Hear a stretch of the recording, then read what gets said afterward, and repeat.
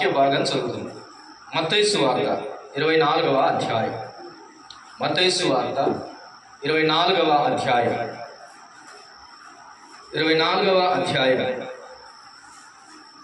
3వ వచనం నుంచి మనం చదువుకుందాం. 24వ అధ్యాయము 3వ వచనం నుంచి అందరం కలిసి చదువుకుందాం. 3-4 వచనాలు మాత్రం చదువుకుందాం. ఆయన ఒలీవ కొండ మీద కూర్చొని ఉన్నప్పుడు శిష్యులు ఆయన యుద్ధకు ఏకాంతముగా వచ్చి, ఇవి ఎప్పుడు జరుగును? నీ రాకడకును ఈ యుగ సమాప్తికి సూచనలేవి మాతో చెప్పుమనగా, యేసు వారితో ఇట్లనే, ఎవడునో మిమ్మల్ని మోసపరచుకునకుండా చూచుకోండి. దేవుని ఈ మాటలు మన వెనుకల్లో దీవించి ఆశీర్వదించును గాక. ప్రభునందు ఈరోజు దేవుడు మనతో మాట్లాడుతున్న మాట ఏంటి అంటే, రాకడ సమయములో లేదా రాకడ దృక్పథములో, రాకడ అను ఆ విషయములో అనేక అబద్ధాలు, అనేక అనర్థాలకు దారితీస్తూ కొంతమంది దేవుని వాక్యమునకు బియాండ్గా మాట్లాడుతున్నటువంటి వారు ఉన్నారు. అయితే ఈ రాకడ విషయమును గురించి ఈ దినం కొన్ని ఆత్మీయమైన పాఠాలు మనం నేర్చుకుందాం. ఒకటి గుర్తుపెట్టుకోండి, రాకడ విషయమును, రాకడ వస్తుందేమో అని కలవరపడి, తొందరపాటు పడి, భయాందోళనకు గురి కావాల్సిన అవసరం లేదు. నమ్ముకున్న మనం మొదటి పాయింట్. రెండవది, రాకడ రాదులే, ప్రభు రాడులే, ఇంకెప్పుడో వస్తాడులే అన్నటువంటి నిర్లక్ష్యం కూడా వద్దు. వస్తాడేమో అన్న తొందరపాటు, భయభ్రాంతులు అక్కర్లేదు. రాడులే అన్న నిర్లక్ష్యము వద్దు. మూడవది, వస్తాడండి, గ్యారెంటీగా వస్తాడు, ఇదిగో ఫలానా సంవత్సరంలో ఫలానా డేట్లో ఫలానా తారీఖున వస్తాడు అని నీకు ఇష్టం వచ్చినటువంటి తారీఖును డిఫైన్ చేయడానికి కూడా సాహసించవద్దు. ఇవన్నీ రాకడకు సరిపోని మాటలు దేవుని వాక్యంలో చెబుతారు. ఎవరు చెప్పకూడదు. అలా చెప్పి తలనిరిసిన వాళ్ళు కూడా తప్పు చేశారు. ఇదిగో 2000 సంవత్సరంలో, 2020లో, 2000లో ప్రభు వస్తాడు అని చెప్పి ఫెయిల్ అయిన వాళ్ళు ఉన్నారు. అట్లాంటి సాహసాలు కూడా రాకడ విషయంలో ముట్టుకోకూడదు. అది లేఖనమే చెప్తుంది. అది మీ పని కాదు అన్నాడు ప్రభు. ఏమన్నాడు? అది మీ పని కాదు అన్నాడు. ఏదైతే దేవుడు మీ పని కాదంటాడో అదే పని చేసే లక్షణం మానవుంది. పండు తినొద్దురా అన్నాడు, అంతే, అయిపోయింది. ఇక తినడమే పనిగా పెట్టుకున్నాడు. ఇది మానవుని యొక్క బలహీనత. అందుకని దైవ గ్రంథంలో అనేక నీతికి సంబంధించినటువంటి విషయాలు ఉన్నప్పటికీ మానవుడు దాని గురించి ఆలోచన చేయడు. కానీ లేనటువంటివి, వద్దులే, అవసరము లేదులే అని ప్రభు చెప్పిన వాటి మీద అధికమైన రీసెర్చ్ చేసి లేనిపోయినటువంటి తగాదాలకు దారితీసి, అభ్యంతరాలకు దారితీసి చివరకు, కాబట్టి రాకడ విషయంలో ఆ అబ్బాయిని తీసుకుని బయట కాసేపు కూర్చో, ఆయన ఏడుస్తూనే ఉంటాడు కానీ ప్రసంగం అయిపోయింది. రైట్. కాబట్టి రాకడ విషయముల గురించి ఈ 3 విషయాలు మనం తప్పు చేయడానికి వీల్లేదు. మళ్ళా చెప్తున్నాను. ఒకటి, ఇప్పుడే వస్తాడేమో అని భయం అక్కర్లేదు. తొందరపాటు, కలవరాలు, గలిబిలి అవసరం లేదు. రెండవది, రాడులే అన్న నిర్లక్ష్యము అక్కర్లేదు. మూడవది, ఇదిగో వస్తాడు, పలాండేట్లో వస్తాడు అనేటువంటి అనవసరపు మాటలు కూడా చెప్పకూడదు. ఇవి రాకడ సంబంధమైన విషయాలు. అయితే రాకడ దృష్టిలో ఒక విశ్వాసిగా నీవు నేను తీసుకోవలసిన జాగ్రత్తలు మాత్రం ఖచ్చితంగా ఉంటాయి. అనుదినము రాకడను గురించి ఆలోచన చేస్తూ బ్రతకడం చాలా మంచిది, అందులో సందేహం లేదు. రాకడను మర్చిపోవడం మన తత్వంగా ఉండకూడదు. రాకడను గూర్చి మనం ఎల్లప్పుడూ ఆలోచన కలిగి ఉండి బ్రతకడం చాలా మంచిది. ఇంతకు ఈ రాకడను గురించి ప్రశ్నించిన వాళ్ళు ఎవరిక్కడ? ఎవరిక్కడ? శిష్యులు. ఒక శిష్యుని లక్షణం ఖచ్చితంగా ఆయన రాకడ మీద దృష్టి ఉంచి బ్రతుకుతాడన్నది మనకు అర్థమవుతుంది. నువ్వు యేసు ప్రభువుకు మంచి శిష్యురాలవైతే ఆయన రాకడ కొరకైనటువంటి సిద్ధపాటు కలిగి ఉంటావు. అది ఎట్లుంటావు? సిద్ధపాటు. కొంతమంది సిద్ధపాటు ఎట్లుంటుంది అంటే కరెక్ట్గా 15 నిమిషాల వరకు కూడా రెడీ కాదు. ఇక 15 నిమిషాలు మాత్రమే మిగిలి ఉంటుంది. ట్రైన్కైనా, బస్సుకైనా, ప్రయాణానికైనా. ఇప్పుడు మాత్రం తొందరపడుతూ ఉంటారు. ఇట్లాంటి పనులు కూడా రాకడ విషయంలో మనం చేయకూడదు. కాబట్టి రాకడను గుర్చిన సంగతులలో మనము పాటించవలసిన, మనము శ్రద్ధ తీసుకోవలసిన, జాగ్రత్త పడవలసిన కొన్ని విషయాలు ఖచ్చితంగా రాకడను విషయమైనటువంటి లెక్కలు మనం వేయాల్సిన అవసరం లేదు. ఆ 3 విషయాలను గురించి చెప్పి కొంచెం ముందుకు వెళ్ళడానికి మనం ప్రయత్నం చేద్దాం. ఒక రెఫరెన్స్ చూపించి నేను మన పడవలసినటువంటి జాగ్రత్తలు చూపిస్తాను. చూడండి, పేతురు రెండవ పత్రిక 3వ అధ్యాయం. పేతురు 2వ పత్రిక 3వ అధ్యాయం 4వ వచనాన్ని ఒకసారి చదువుకుందాం. 4వ వచనం. ఆయన రాకడను గూర్చిన వాగ్దానం ఏమాయను? పితరులు నిద్రించినది మొదలుకొని సమస్తమును సృష్టి ఆరంభమునున్నట్టే నిలిచి ఉన్నదే అని చెప్పుదురని మొదట మీరు తెలుసుకొనవలెను హెచ్చరిక చేస్తూ ఉన్నాడు. ఇది మొదటి పాయింట్. కాబట్టి ఇలాంటి నిస్పృహలోనికి వెళ్ళాల్సిన అవసరం లేదు. ఎప్పుడు వస్తాడో, రాకడ ఎప్పుడు వస్తుంది, ఇంకా చెప్పినట్టుగానే ఉన్నాయి, ఏం మార్పు లేదు అనుకునే ఒకటి. రెండవది 8వ వచనాన్ని చదవండి. 8వ వచనం చదువుకున్నాం. ప్రియులారా, ఒక సంగతి మర్చిపోకుడి. ఏమనగా ప్రభు దృష్టికి ఒక దినము 1000 సంవత్సరముల వలెను, 1000 సంవత్సరములు ఒక దినము వలెను ఉన్నవి. కొందరు ఆలస్యమును ఎంచునట్లు ప్రభు తన వాగ్దానమును గురించి ఆలస్యము చేయవాడు కాడు గాని ఎవడును నశింపవలెనని ఇచ్చయింపక అందరూ మారు మనసు పొందవలెనని కోరుచు మీ ఎడల దీర్ఘశాంతము గలవాడై ఉన్నాడు. 10వ వచనం. అయితే ప్రభు దినము దొంగ వచ్చినట్టు వచ్చును. చాలు. ఈ ముందున్నటువంటి 3 విషయాలు చేయకూడదు అన్నట్టు వాటికి సమాధానం ఇస్తుంది. అది దొంగ వచ్చినట్టు వస్తానంటున్నట్టుగా ఇక దానికి టైం నిర్ణయించే ఛాన్స్ లేదు. ఇంకేమొస్తాలే అనుకున్నటువంటి నిర్లక్ష్యంలో ఉన్న వారికి ఏం చెప్తున్నాడు? మొదట ఉన్నట్టుగానే ఉంది, ఏమీ మార్పు లేదు, సృష్టి ఆరంభమున ఉన్నట్టే ఉంది, పితరులు గతించిపోయి అందరూ మీతో కొంచెం జాగ్రత్తగా ఉండాలి అనే హెచ్చరిక కూడా ఆయన చేశాడు. ఇకపోతే ఆయన ఏమంటాడంటే, ఆయన దృష్టికి ఒక దినము 1000 సంవత్సరముల వలెను, 1000 సంవత్సరములు ఒక దినము వలెను ఉన్నవి. ఆయన ఇట్లా అనుకుంటే అట్లేస్తాడు, అట్లా అనుకుంటే ఇట్లేసుకుంటాడు, ఆయన ఇష్టం. ఇలా చెప్తాం మనం క్యాల్కులేషన్ చేసి, నాకున్న తత్వజ్ఞానం చేత, ఫిలాసఫీని బట్టి, నాకున్నటువంటి ఈ యొక్క బైబిల్ థియాలజీలో నాకున్న టాలెంట్ని బట్టి చెబుతున్నాను, ఆయనను క్యాల్కులేట్ చేస్తే పక్కాగా 2024లో వస్తున్నాడు అని చెప్పాను అనుకో, చెప్తావా బిడ్డ అని చెప్పేసి ఆయన ఒక దినాన్ని 1000 సంవత్సరాలు చేస్తాడు. రాకడ విషయంలో చెప్పిన పాయింట్ ఇది. దేవుడు తనకు ఆప్షన్ పెట్టుకున్నాడు. అవసరమైతే ఒక దినాన్ని ఆయన ఎంతగా రెట్టింపు చేయగలడు? 1000 సంవత్సరాలుగా రెట్టింపు చేయగలడు. అవసరం అనుకుంటే ఇంకో 1000 సంవత్సరాలకు కూడా రాడులే అనుకున్న వాళ్ళకి ఏం చేస్తాడు? దెబ్బకు ఒక దినానికి మార్చేసాడు అనుకో, ఏమవుతుంది? అయిపోయింది కదా. కాబట్టి లెక్కలు మాత్రం వేయటానికి మనం సాహసించాలి. ఆయన ఎట్లయినా చేస్తాడు. ఆయనే రాయించాడు ఆప్షన్. కాబట్టి ఆ విషయాన్ని పక్కన పెట్టి ముందుకు వెళ్దాం. చూడండి, మనము చేయవలసిన కర్తవ్యాలు.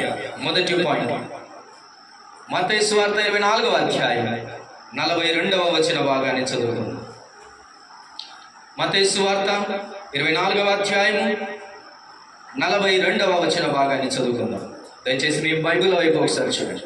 కావున ఏ దినమున మీ ప్రభువు వచ్చునో మీకు తెలియదు కనుక మెలకువగా ఉండుడి. The first and uttermost important thing ఏమిటి అని అంటే, మెలకువ కలిగి బ్రతకాలి. ఏ సెన్స్ లో మాట్లాడుతున్నాడు ఇక్కడ? రాకడ సెన్స్ లో మాట్లాడుతున్నాడు. ఏ పాయింట్ ఆఫ్ వ్యూలో మాట్లాడుతున్నాడు? His coming, his second coming అనేటువంటి కోణంలో మాట్లాడుతున్నాడు. ఆయన రాకడ దృష్టిలో గ్రంథకర్త ఇక్కడ రాస్తూ ఉన్నాడు. రాకడ దృష్టిలో ఆలోచించాల్సిన మొదటి పాయింట్ ఏంటంటే, మెలకువ కలిగి బ్రతకాలి. మెలకువ కలిగి బ్రతకకపోతే మన అపవాది, వాడు మన అపవాది అని, మీ అపవాది అని రాయబడింది, వాడు గర్జించు సింహము వలె ఎవరిని మృంగుదునా అని వెదకుచూ తిరుగులాడుచూ ఉన్నాడు. ఎవరిని మింగుతాడండి? ఎవరిని మింగుతాడు చెప్పండి? ఎవడు నిద్రపోతుంటే వాడిని మింగేస్తాడు. అందుకని మెలకువ కలిగి జీవించండి అంటున్నాడు. విశ్వాస విషయంలో మెలకువ, ప్రార్థన విషయంలో మెలకువ, నీతి క్రియల విషయంలో మెలకువ, దేవుని ప్రజెన్స్ లో కూర్చోవాలనే విషయంలో మెలకువ కలిగి జీవించాలి. నిద్రపోతులుగా మనం ఉండటానికి వీల్లేదు. దేవుని వాక్యం సెలవిస్తుంది. నిద్ర అన్నది దేవుని ఎడల నిర్లక్ష్యానికి దారితీస్తూ ఉంది. అందుకని బాగా నిద్రపోతూ అని బిరుదు ఎవరు సంపాదించారు బైబిల్లో? ఎవరు? యోనా. అది కూడా పరాయి దేశస్తుడు ఇచ్చాడు ఆ బిరుదు. మనోళ్ళు కొంతమంది సొంత కంట్రీ ఇచ్చినటువంటి ఈ ఏమంటారు నోబెల్ దానికంటే, పేర్ల కంటే, బిరుదుల కంటే పరాయి దేశం వాళ్ళు ఇచ్చారంటే అబ్బా అన్నట్టు ఉంటుంది కదా. ఈ యోనాకు వేరే దేశస్తుడు ఇచ్చాడు. ఏమని? ఓయి నిద్రపోతా అని ఇచ్చాడు. ఏమని ఇచ్చాడు? ఓయి నిద్రపోదా, నీకేమి వచ్చినది అంటే ప్రళయం పట్టించుకోవట్లేదు, ఆ ఓడ పరిస్థితి పట్టించుకోవట్లేదు, ఆ ప్రళయంలో వారికి కలుగుతున్న నష్టం పట్టించుకోవట్లేదు. ఈయన గారు హాయిగా ఏం చేస్తున్నాడు? నిద్రపోతున్నాడు. ఎంత చెప్పినా మెలకువలేదు. ఏమండి, ఓడ అంత రానంగా ఇది అవుతుంటే ఈ మనిషికి ఎట్లా నిద్ర వచ్చింటది? ఎందుకు రాదులేండి, కొంతమందికి ఏమి జరుగుతున్నా కానీ అది ఉయ్యాల ఊపినట్టు ఉంటుంది అన్నమాట నిద్ర. విశ్వాస జీవితంలో, వ్యక్తిగత జీవితంలో ఎన్ని ఫెయిల్యూర్స్ సాతానుడు ఎన్నిసార్లు ఓడగొడుతున్నాడో, ఎంత నిన్ను తలదించుకునేటట్లు చేస్తున్నప్పటికీ కూడా రవ్వంతైన మెలకువ లేకుండా బ్రతికే వాళ్ళు ఉన్నారండి నేటి కాలంలో.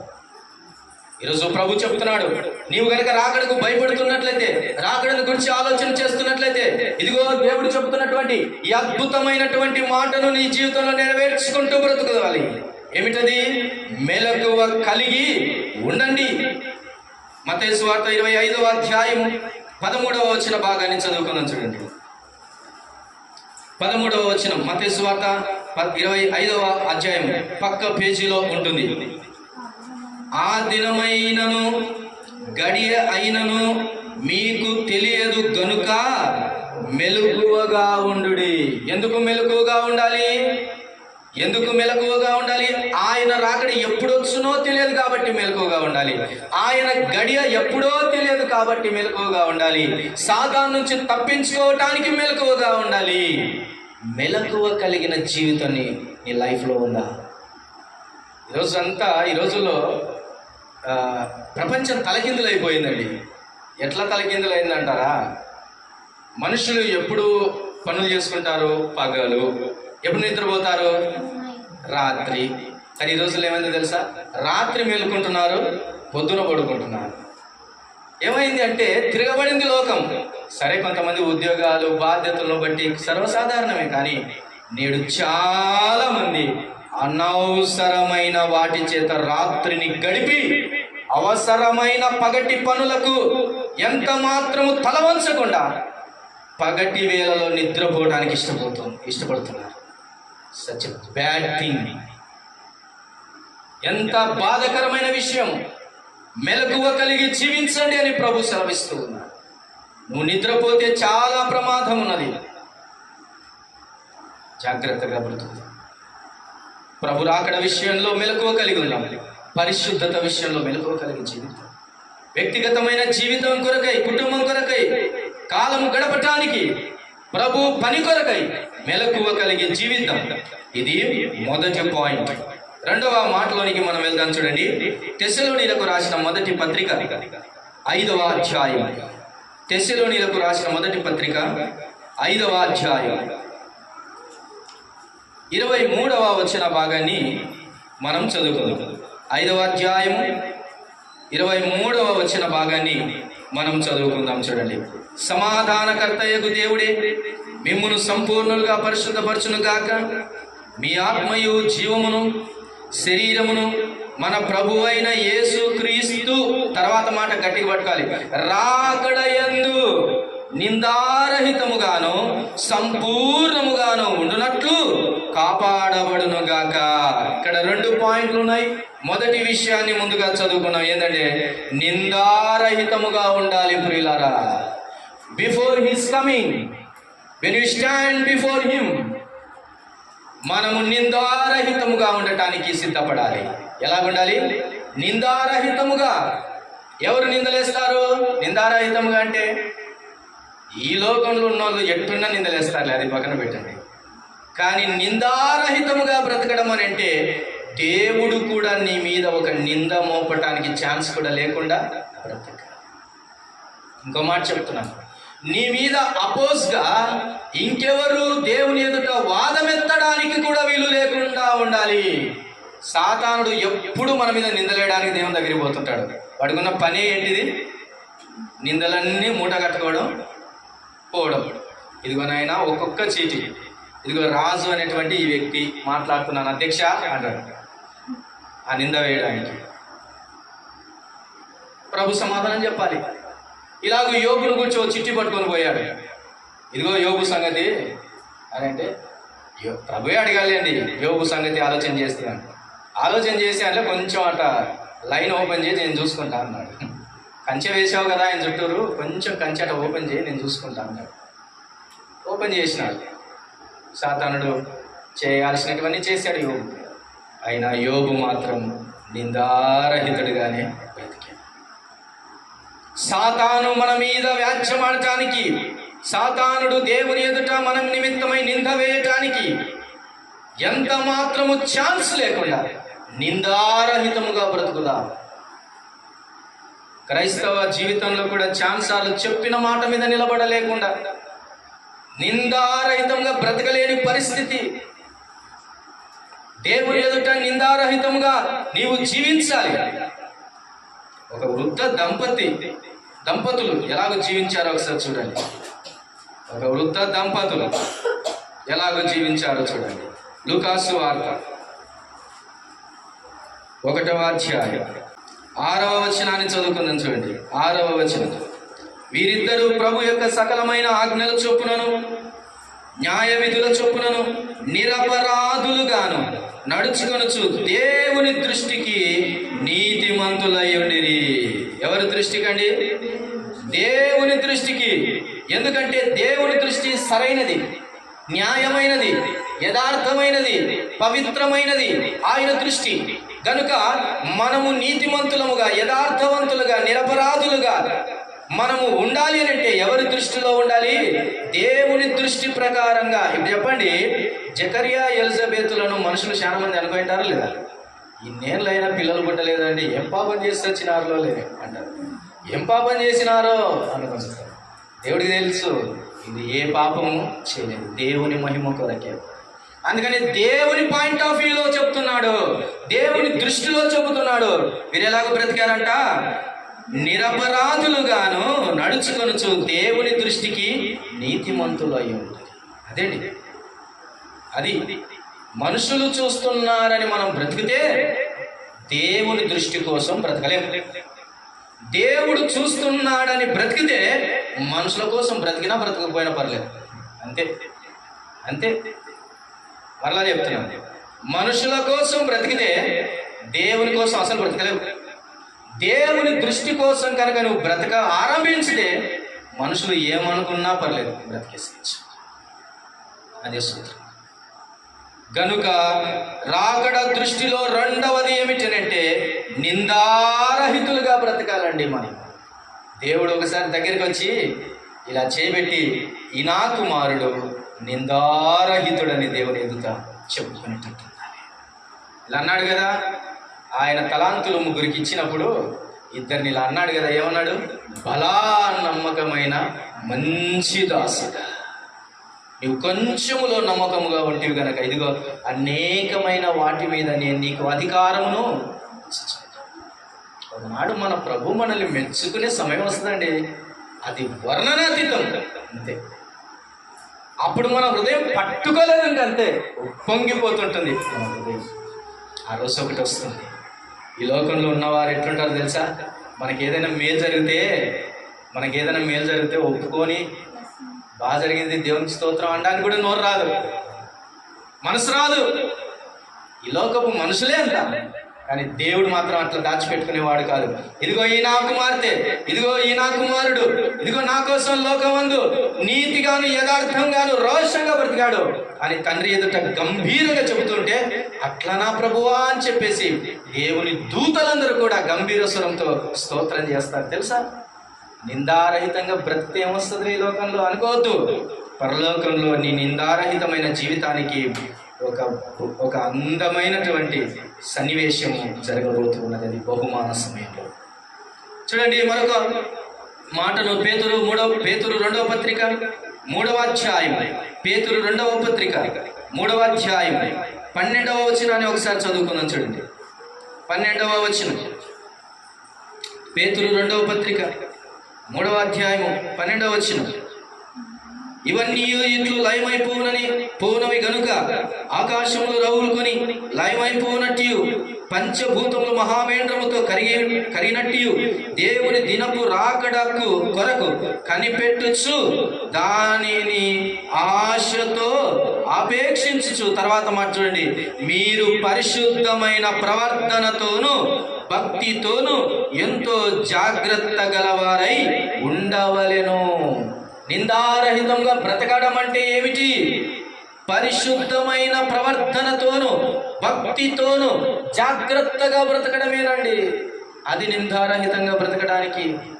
రాకడ సమయంలో నిందారహితంగా నువ్వు బ్రతకాలంటే భయభక్తులతో ప్రవర్తనతో చాలా జాగ్రత్తగా ఉండాలి. ఒకటి మెలకువగా ఉండాలి, రెండవది నిందారహితముగా బ్రతకాలి. మూడవ మాటలోనికి నేను దాటి వెళ్తున్నాను. చూడండి, అదే తెస్సలోనికీయులకు రాసిన పత్రిక 5వ అధ్యాయం తెస్సలోనికీయులకు రాసినటువంటి మొదటి పత్రిక 5వ అధ్యాయం 23వ వచనంలో 2వ భాగం మనం చదువుకున్నటువంటి దానిలో, మీ ఆత్మయు జీవమును శరీరమును మన ప్రభు అయిన యేసుక్రీస్తు రాకడ యందు నిందారహితముగాను సంపూర్ణముగాను ఉండునట్లు కాపాడబడునుగాక. సంపూర్ణతలోనికి వెళ్ళాలి. ఇంకా మన జీవితాల్లో గెట్టు దగ్గరే ఉండకూడదు. ఎక్కడికి వెళ్ళాలి? అడుగులు వేస్తూ రూపాంతరతలోనికి వెళ్ళాలి. అబ్రహాము కొండ ఎక్కే కంటే ముందు కొండ దగ్గరికి వచ్చాడు, అంతేగా? కొండ దగ్గరికి వచ్చిన తర్వాత ఒక్కొక్కడుగు కొండ ఎక్కుతూ కొండ శిఖరమునకు వెళ్ళాడు. యేసు ప్రభు వారు 3 శిష్యులను ప్రేమించిన వారిని పిలిచాడు. ఏమని? ఎవరెవరిని పిలిచాడు? యాకోబు, యోహాను, పేతురులను పిలిచాడు. ఎక్కడికి తీసుకెళ్ళాడు? కొండ మీదికి తీసుకెళ్ళాడు. ఆ కొండ పేరు రూపాంతర కొండ. రూపాంతర అనుభవంలోనికి వెళ్ళే కంటే ముందు కొండ దగ్గరికి రావాలి, కొండ ఎక్కుతూ వెళ్ళాలి. ఎందుకంటే కొండ ఎక్కే అనుభవం మన ప్రభు నేర్పాడు. బోధించుటకు కొండెక్కాడు, ప్రార్థించుటకు కొండెక్కాడు, రూపాంతరతకు కొండెక్కాడు, సిలువకు కొండెక్కాడు మన ప్రభు. ఒకనాడు కొండ మీదనే కాలు మోపబోతున్నాడు రాకడ సమయంలో కూడా. ఎంత అద్భుతమో కదా! ఆయన మనకు నేర్పాడు కొండెక్క. ఈరోజు నీ జీవితంలో సంపూర్ణతలోనికి వెళ్ళడము అంటే ఒక్కొక్క అడుగు మెట్టుకు పైకి వెళ్ళాల్సిందే, కానీ దిగజారిపోకూడదు. కొన్నిసార్లు ఎట్లుంటుందంటే మన జీవితం 4 మెట్లు స్పీడ్గా ఎక్కుతాము, 10 మెట్లు అంతకంటే స్పీడ్గా కిందికి జారిద్దాం. ఎట్లా ఎక్కుతాం? 4 మెట్లు ఏమో స్పీడ్గా ఎక్కుతాం, 10 మెట్లు అంతకంటే స్పీడ్గా కిందికి జారిద్దాం. ఇట్లాంటి జీవితం వద్దు. ఎలాంటి జీవితం కావాలి? సంపూర్ణతలోనికి సాగిపోయే జీవితం కావాలి. ఉందా సంపూర్ణతలోనికి వెళ్ళే జీవితం? మందిరానికి 10 వారాలు క్రమంగా వెళ్ళామనుకోండి, ఆ పరిశుద్ధత వేరే, ఆ విధానము వేరే, ఆ రోషం వేరే. పండగకు ఒక్కసారి మన ఊరికి పోయినామనుకో, అయిపోయింది కదా. బంధువులు, రకరకాల ప్రజలు అందరూ చిలవల భక్తి మజ్జిగలో నీళ్లు కలిపినట్టు అయిపోతుంది, అల్సనైపోతుంది. సంపూర్ణతలోనికి వెళ్ళాలి. మనల్ని చూసి మరికొందరు మారేంత సంపూర్ణతలోనికి. ఒకప్పుడు ఇట్లా అనింటారు, ఏమని? వీడు యేసు ప్రభు నమ్ముకున్నారా అని మొదటి మాట. పోను పోను పోను పోను ఏమనాలి? వీడు యేసు ప్రభులక్కున్నారా అనాలా? ఏమనాలా? వీడు యేసు ప్రభులక్కున్నారా అనాలి. మా నాన్న అదే మాట అన్నాడు. వీడు కూడా దిగిపోయాక దాంట్లోకి అన్నాడు. ఏ దాంట్లోకంట? యేసు ప్రభు నమ్ముకునే దాంట్లోకి దిగిపోయినాడు. అప్పుడు అట్ట అన్నాడు. మొన్న మా దగ్గరికి వచ్చిపోయిన తర్వాత మా అమ్మతో అన్నాడంట, వానిలో దేవుడు నిండుగా కనపడుతున్నాడు అన్నాడంట. ఏమన్నాడంట? వానిలో దేవుడు నిండుగా కనపడుతున్నాడు నాకు అన్నాడు. ఇది కావాలండి సాక్ష్యం, ఇది కావాలి మన జీవితాల సాక్ష్యం. ఎవరైతే మనల్ని గురించి వ్యతిరేకంగా మాట్లాడారో వారి నోట నుంచే సాక్ష్యం రావాలి. ఇది దేవుడు చేశాడు. సంపూర్ణతలోనికి సాగి వెళ్దాం.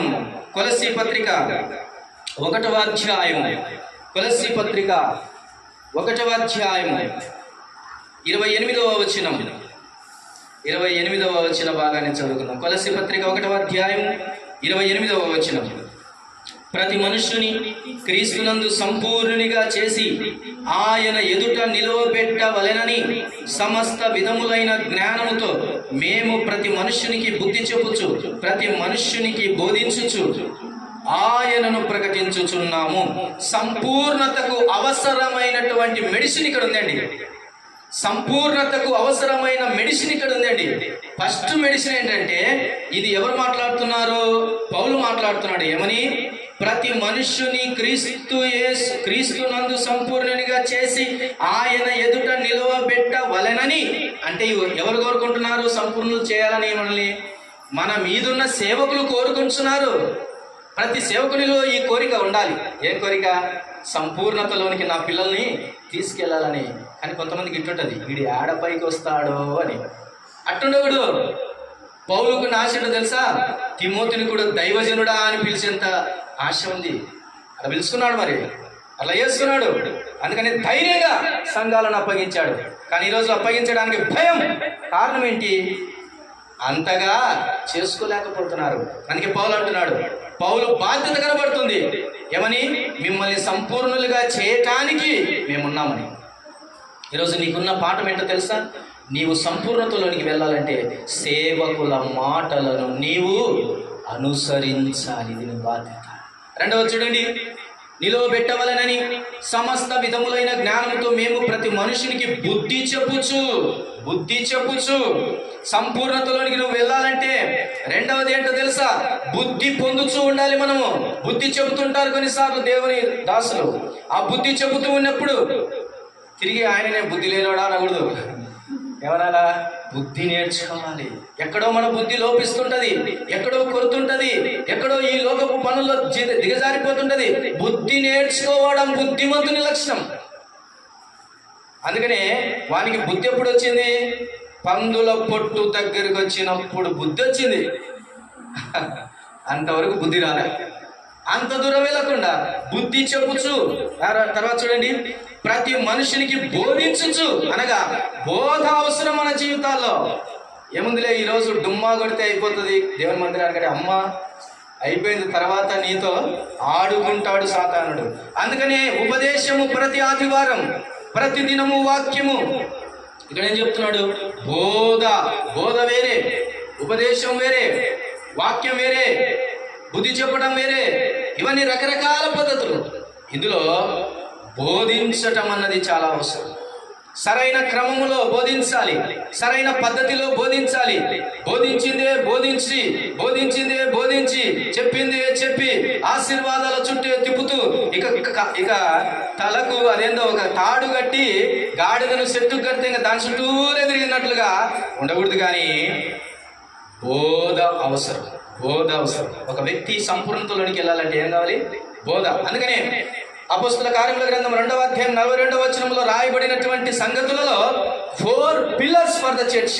4 pillars లాంటివి. అదేంటో చూడండి, చదవండి ఒకసారి. అందులో అమూల్యమైన మన పాఠ భాగం కూడా దాగి ఉంది. అపోస్తల కార్యముల గ్రంథం 2వ అధ్యాయం 42వ వచన భాగాన్ని మనం చదువుకుందాం. ఇది ప్రతి సంఘానికి అవసరమైనటువంటి 4 పిల్లర్స్ లాంటివి. చూడండి 42వ వచనం.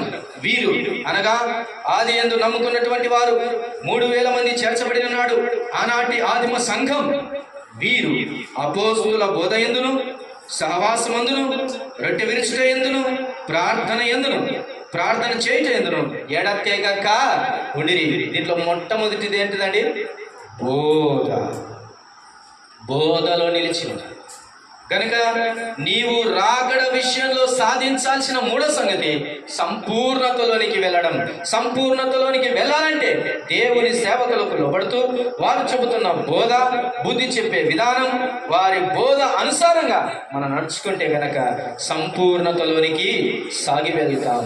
బోధ లేకుండా నేను సంపూర్ణతలోకి వెళ్తానంటే నీ వల్ల కానే కాదు.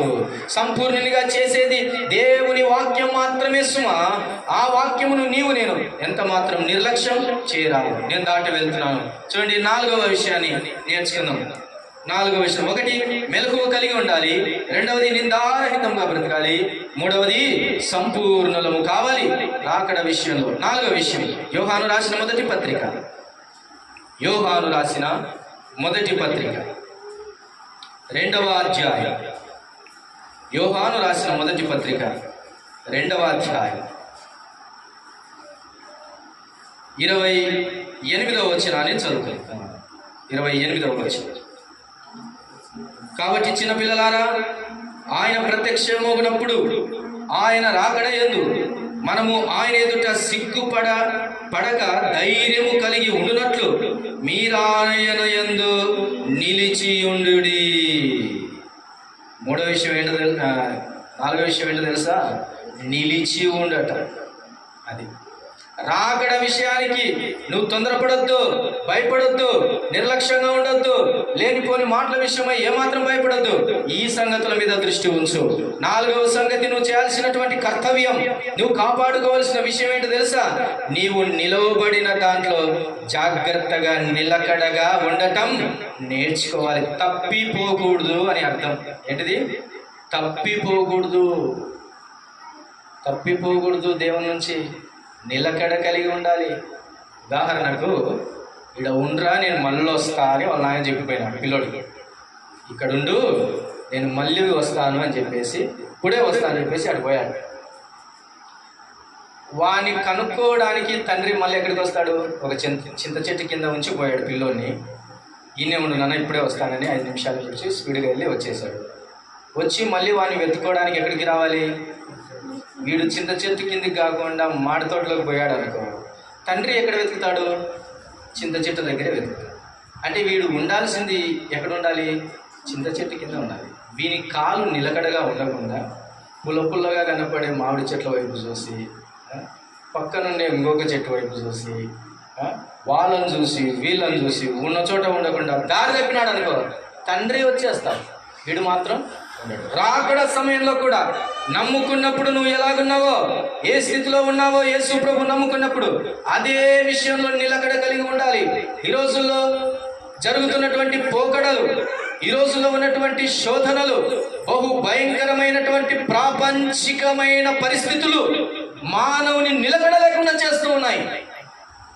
అవి మాధ్యమికమైనటువంటి వేదికలు కావచ్చు, అవి సెల్ ఫోన్లు కావచ్చు, అవి న్యూస్ కావచ్చు, లోక సంబంధమైనటువంటి స్నేహాలు కావచ్చు, ఆకర్షిస్తున్నటువంటి పాపము కావచ్చు, ఏదైనా కావచ్చు, నిన్ను నిలకడ లేకుండా చేస్తున్నాయి.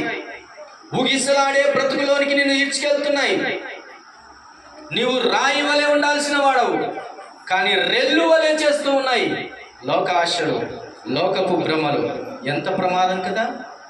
అందుకనే రాకడ విషయంలో నువ్వు తీసుకోవాల్సిన జాగ్రత్త 4వది ఏంటిది? నిలకడ కలిగి ఉండండి. నిలిచి ఉండాలని దేవుని వాక్యము సెలవిస్తూ ఉంది. నిలిచి ఉండాలి. తెస్సలోనిలకు రాసినటువంటి 2వ పత్రిక 2వ అధ్యాయము, అపోస్తులుడైన పౌలు తెస్సలోనిలకు రాసిన 2వ పత్రిక 2వ అధ్యాయం 2వ వచనం, 2వ అధ్యాయము 2వ వచనం. మీరు త్వరపడి చెంచల మనస్కులు కాకుండా వలెనని బెదరకుండా వలెనని మన ప్రభువైన యేసుక్రీస్తు రాకడను బట్టి మనము ఆయన యొక్క కూడుకొనుటను బట్టి మిమ్మల్ని వేడుకుంటున్నాను. అయ్యో, వేడుకుంటున్నాను, రిక్వెస్ట్, బ్రతిమాలుకుంటున్నాడు పౌలు. ఏమని? అయిలారా, త్వరపడి చెంచల మనస్కులు కావద్దండి. ఈ రోజుల్లో రకరకాల బోధలు, విపరీతమైన వాదనలు, ఒకరిని ఒకరు మాట్లాడుకోవడం. అయ్యో, 4 గోడల మధ్యలో చాప కింద నీరులాగా విస్తృతంగా ఆత్మలను సంపాదించుకుంటూ వెళ్తున్న సంఘం నేడు బజార్న పడిపోయింది. కాబట్టి వీటన్నిటిని చూసి నువ్వు చెంచలుడు కావద్దు, జాగ్రత్త, నువ్వు చెంచలుడు కావద్దు. అపోస్తులుడైన పౌలు అపోస్తుల కార్యముల గ్రంథంలో ఓడలో ప్రయాణిస్తున్నప్పుడు ఓడ బ్రద్దలైపోయే సమయం ఆసన్నమైంది. ఓడ బ్రద్దలైనప్పుడు ఏం జరిగిందో తెలుసా? ఎవడికి ఏది దొరికితే దాన్ని పట్టుకొని ఒడ్డున చేరండి అని చెప్పాడు. ఎట్లా చేరాలి? ఎవరికి ఏది దొరికితే దాన్ని పట్టుకొని ఒడ్డుకు చేరాలి. విశ్వాస జీవితాన్ని ముగించాలని అంటే నీకున్న దాన్ని గట్టిగా పట్టుకొని ఒడ్డుకు చేరాలి. అలాంటి రోజులు ఇవి. నిన్నెవరో నడిపిస్తారని, ఇంకేదో నీకు చేస్తారని ఆధారాలు లేవండి నేటి కాలంలో, లేవు. జరుగుతున్న పరిణామాలను చూసి ఇట్లా అనుకుంటుంది మనసు. ఏం తెలుసా? వాళ్ళే అట్టున్నారులే, నాకేమి ఇంకా కొంచెం పాపం చేసినా ఏం కాదు. ఇది మనస్సు. చర్చిలు ఎట్లా అవుతున్నాయి, మనుషులు ఎట్లా అవుతున్నారు, సేవకులు కొట్లాడుతున్నారు. నాదే ముందులే చిన్న విశ్వాసిని, ఇంత పాపం చేసి ఏం కాదులే. చంచల బుద్ధి పుట్టిస్తుంది సాతాను. జాగ్రత్త, చంచల మనస్కులు త్వరపడి కావద్దండి అని అంటున్నాడు. చంచల మనస్కునికి ఏమైనా దొరుకుతుందా అండి? ఏం దొరకదు. చూడండి, యాకోబు రాసినటువంటి పత్రికను ఒక్కసారి చదువుకున్నాం చూడండి. చూడండి 8వ వచనం 4వ అధ్యాయం, యాకోబు పత్రిక 4వ అధ్యాయం 8వ వచనం. దేవుని యొద్దకు రండి, అప్పుడు ఆయన మీ యొద్దకు వచ్చును. పాపులారా, మీ చేతులను శుభ్రం చేసుకోండి. ద్విమనస్కులారా, మీ హృదయములను పరిశుద్ధపరచుకొనుడి. ఇప్పుడు 1వ అధ్యాయం చూడండి. 1వ అధ్యాయము 6వ వచనం. అయితే అతడు ఏమాత్రమును సందేహింపక విశ్వాసముతో అడగవలెను. సందేహించువాడు గాలి చేత రేపబడి ఎగిరిపడు సముద్ర తరంగములను పోలియుండును. 7వ వచనం. అట్టి మనస్సుడు ద్విమనస్కుడై తన సమస్త మార్గముల యందు అస్థిరుడు గనక ప్రభు వలన తనకేమైనా దొరుకునని తలంచుకొనరాదు. Don't expect anything from the Lord. చెంచలుడు అటు ఇటు తిరుగుతుంటే ఇంకేం దొరుకుతుంది నీకు? ఏం దొరకదు. స్థిరంగా ఉన్నటువంటి దానికి ఏదైనా దొరికింది, చంచలమైన దానికి ఏమీ దొరకదు. చెంచల మనసాడించును బ్రతుకు ఆటను అని స్టీవెన్సన్ అన్న పాట రాశాడు. చెంచల మనసాడించును బ్రతుకు ఆటను, వంచన చేసి నడుపును తప్పు త్రోవను. వంచన చేసి ఏం చేస్తాడంట? తప్పు త్రోవలోనికి నడిపిస్తుంది. జాగ్రత్త. రాకడ సమయంలో నీ మనస్సు జాగ్రత్త, ద్విమనస్కులు కావద్దండి అని దేవుని వాక్యం హెచ్చరిస్తుంది. చివరి మాటను చూపించి నేను ముగిస్తాను. యాకోబు పత్రికనే 5వ అధ్యాయంలో, తెలిసిన ఆ మాటలోని 5వ అధ్యాయంలో యాకోబు పత్రిక 7వ వచనాన్ని చదువుకున్న చూడండి. 5వ అధ్యాయము 7వ వచనం. రాకడ సమయంలో, రాకడ సూచనలో, రాకడ దృక్పథంలో నువ్వు దృష్టించాల్సిన 5వ సంగతి, సహోదరులారా, ప్రభు రాకడ వరకు ఓపిక కలిగి ఉండుడి. అదండి 5వ విషయం. నువ్వు చేయాల్సిందేంటో తెలుసా? ఓపిక కావాలి. ఓపిక మన ఇంట్లో ఉండాలండి. ఓపిక మన ఒంట్లో ఉండాలండి. ఓపిక ఎప్పుడు మన బ్యాగ్లోనే ఉండాలి. ఎందుకంటే ఓపిక ఎప్పుడు పోతుందో తెలియదు. చాలా మంది కుక్క పిల్ల పోతుందేమో అని గట్టిగా పట్టుకొని ఉంటారు. ఆటో ఎక్కినా కుక్క పిల్లని తీసుకుపోతుంటారు. బైక్ మీద కూడా కుక్క పిల్లను, అది ఎంత చక్కగా మనుషుల కంటే జాగ్రత్తగా కూర్చుంటుంది. కుక్క పిల్లని అంత జాగ్రత్తగా పెట్టుకొని పోతే అది ఆడబోతుందని ఓపిక పోదా? అది ఇంకా జాగ్రత్త జంప్ అయిపోతుంది. అందుకని ఓపిక అవసరం. నీ కష్టంలో ఓపిక అవసరం. ఇతరులు నిన్ను ఏదైనా అంటారు, ఓపిక అవసరం. ఓవర్ వర్క్ వస్తుంది కొన్నిసార్లు, ఓపిక అవసరం. ఒకరోజు నేను చేస్తున్నటువంటి ఉద్యోగంలో ఆ రోజు పొద్దు నుంచి సాయంకాలం వరకు నిజంగా చెప్పాలంటే వర్క్ అంతా నేనే చేస్తున్నా. దాదాపు ముగింపుకి వచ్చింది, టైం అయిపోయింది, ఇంకా తంబేసుకుని వెళ్ళిపోతాం. హెచ్ఓడి సార్ అంటున్నాడు, ఒక వర్క్ అడిగి, వాట్ అబౌట్ దట్ వర్క్ అంటున్నాడు. I have done all the works entirely in the department, but he is asking once again one more work. అది ఆ ఒక్క work చేయనందుకు he feels something bad. అప్పుడు ఎలా అనిపిస్తుంది తెలుసా? ఇంతమందిని పెట్టుకొని నన్నే పట్టుకొని పనులల్లా నేనే చేశాను, అయినా మరలా ఓవర్ వర్క్ లోడ్ చెప్పి అది చేయలేదని బాధపడుతున్నావే. ఇప్పుడు మనిషి ఎట్టుండాలి? ఓపిక పడతామా? అప్పుడు కావాలి ఓపిక. ఫ్రెష్గా లేచినప్పుడు, పొద్దున్నే లేచినప్పుడు 2 రౌండ్లు రన్నింగ్ కొట్టడానికి ఓపిక అవసరం లేదు, ఎందుకంటే బాగా స్ట్రెంత్ గుంటా కొడతాం.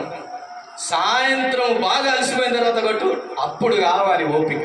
నీ జీవితంలో, నా జీవితంలో కొన్నిసార్లు అలసిపోతాం, అనేక నిందల చేత భారం అనిపిస్తుంది. ఇంట్లో ఉన్నవారు, బయట ఉన్నవారు అంటున్నప్పుడు తట్టుకోలేము. కొన్నిసార్లు సంఘంలో ఉన్న వాళ్ళే అంటుంటారు, తట్టుకోవడం కష్టం. మనం మేలు పొందిన వారే అంటుంటారు కొన్నిసార్లు, ఇంకా కష్టం. కొన్నిసార్లు ఎట్లుంటుంది తెలుసా? నన్ను ఎవరైనా ఏమంటారు కానీ ఈ వ్యక్తి ఎప్పుడు ఏమనడని అని ఒక వ్యక్తి గురించి అనుకున్నాం చూడు, ఆ వ్యక్తే అంటాడు కొన్నిసార్లు. ఇంకప్పుడు భారం కదా, భరించడం చాలా కష్టం కదా. అప్పుడే ప్రభు చెప్తున్నాడు, ఓపిక కలిగి ఉండాలి. ఎప్పుడు ఓపిక కావాలి? నమ్ముకున్న రోజుల్లో కాదు ఓపిక, ప్రభు రాకడ సమయంలో ఓపిక ఉండాలి. ఆరంభంలో కాదు, అంతంలో ఓపిక ఉండాలి. బయట ఉన్నప్పుడు కాదు, యుద్ధంలో ఓపిక ఉండాలి. ఖాళీగా ఉన్నప్పుడు కాదు, పనిలో ఉన్నప్పుడు ఓపిక రావాలి. శక్తితో ఉన్నప్పుడు కాదు, శక్తి నశించినప్పుడు ఓపిక కావాలి. కృషించినప్పుడు ఓపిక కావాలి. జకరియా ముసలితనం మందు ఓపికతో ప్రభు సేవ చేస్తున్నాడు. ఓపిక నీ జీవితంలో ఉందా? అదే అధ్యాయంలో 10వ వచనాన్ని ఒకసారి చదవండి. ఓపిక నీకు రావాలంటే సూత్రం ఇక్కడ చెప్పాడు. ఓపిక నీకు రావాలంటే ఒకే ఒక సూత్రం చూడండి. 10వ వచనం, నా సహోదరులారా, ప్రభు నామమున బోధించిన ప్రవక్తలను శ్రమానుభవమునకు ఓపికకును మాదిరిగా పెట్టుకొనుడి.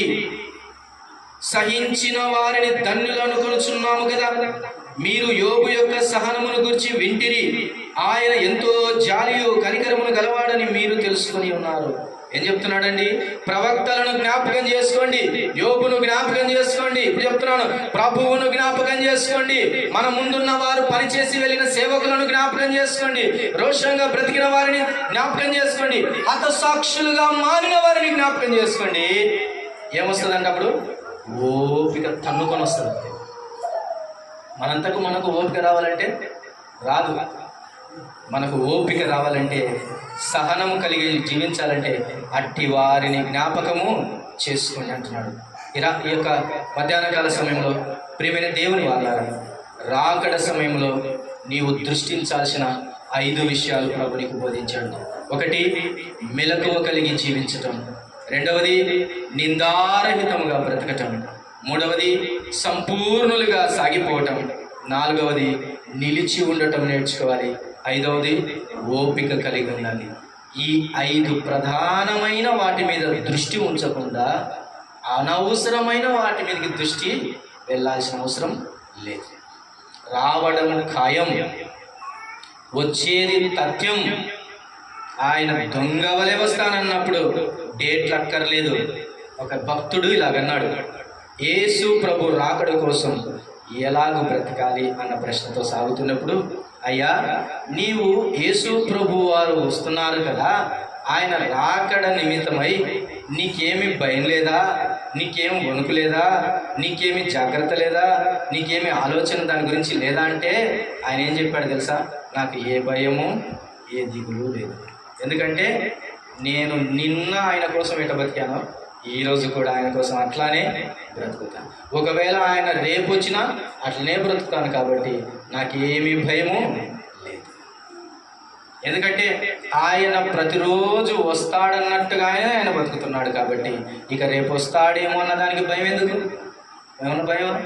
అన్నీ సిద్ధపడినోనికి ట్రైన్ ఎప్పుడు వస్తే ఏముంది? సిద్ధపాటు లేనివానికి 5 నిమిషాలు ట్రైన్ వస్తుందని అంటే ఆ రైలు పట్టాల మీద ట్రైన్ ఎంత స్పీడ్గా వెళ్తుందో తెలియదు, కానీ ఈ గుండెలో మాత్రం రైలు పరిగెడుతూ ఉంటాయి. ఎందుకని? ప్రిపరేషన్ లేదు ఇక్కడ. నీ జీవితంలో ప్రిపరేషన్. ఈ 5 సంగతులని మనసులో ఉంచుకొని ప్రభు రాకడ కొరకై సిద్ధపడు. ప్రభు త్వరగా వస్తున్నాడు అన్న సంగతిని జ్ఞాపకం చేసుకుందాం. తలలో ఉంచండి, ప్రార్థన చేసుకుందాం. అందరూ తలలో ఉంచండి, ప్రార్థన చేసుకుందాం.